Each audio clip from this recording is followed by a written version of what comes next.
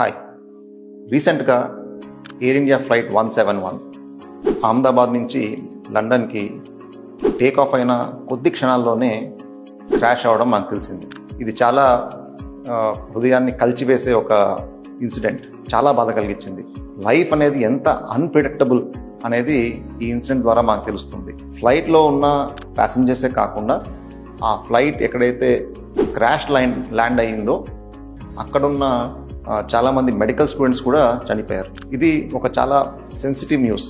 ఒకసారి మన లైఫ్ని ఎలా జీవించాలి అని పునరాలోచింపచేసే ఒక సంఘటన. అయితే ఈరోజు ఒక సర్జన్గా ఈ సెన్సిటివ్ న్యూస్ ఏదైతే ఉందో దీన్ని ఆధారంగా తీసుకొని కొన్ని విషయాలు చెప్పదలుచుకున్నాం. యాక్చువల్గా ఎప్పుడైతే మనం చాలా సెన్సిటివ్గా ఉంటామో చాలా విషయాలు మనం వింటాము, అర్థం చేసుకుంటాం. సో ఈ వీడియోకి ఎటువంటి కమర్షియల్ యాంగిల్ లేదు.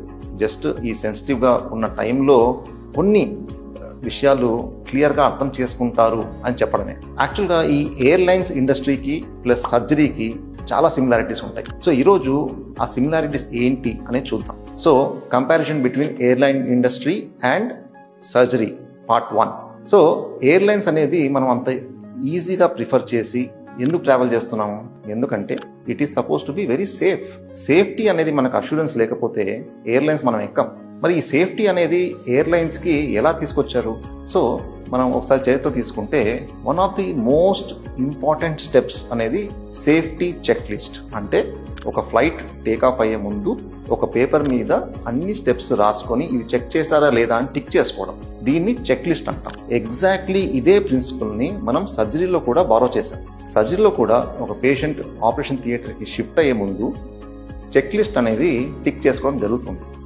ఆ చెక్ లిస్ట్లో పేషెంట్ యొక్క పేరు, వయస్సు, ఎటువంటి ఆపరేషన్ చేయబోతున్నాము, ఎటువైపు చేయబోతున్నాము, ఎవరు చేయబోతున్నారు, ఎటువంటి మత్తు ఇవ్వబోతున్నారు, ఎటువంటి కాంప్లికేషన్స్ అనేవి ఎక్స్పెక్ట్ చేస్తున్నామో ఇవన్నీ కూడా ఉంటాయి. సో ఇవన్నీ మనం టిక్ చేసుకుంటూ వెళ్తాం. ఆపరేషన్ సమయంలో ఏం జరుగుతుందో అది నోట్ చేసుకుంటాం. ఆపరేషన్ తర్వాత షిఫ్ట్ చేసే ముందు కూడా ఈ చెక్ లిస్ట్ ఒకసారి కొన్ని విషయాల్ని చెక్ చేసుకుంటుంది. సో ఇలా ఒక చెక్ లిస్ట్ మెయింటైన్ చేయడం వల్ల సేఫ్టీ స్టాండర్డ్స్ అనేవి చాలా పెరిగాయి. రెండవది ట్రైనింగ్.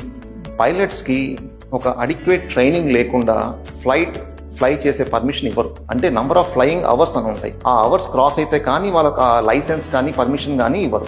సేమ్ థింగ్ మన మెడిసిన్లో కూడా ఎంబీబీఎస్ చేసి ఆ తర్వాత జనరల్ సర్జరీ అనే డిగ్రీ చేసి నేను ఎంసీహెచ్ పీడియాటిక్ సర్జరీ చేసిన తర్వాత చిన్న పిల్లల మీద ఆపరేషన్ చేసే లైసెన్స్ నాకు వచ్చింది. It took almost 12 to 14 years.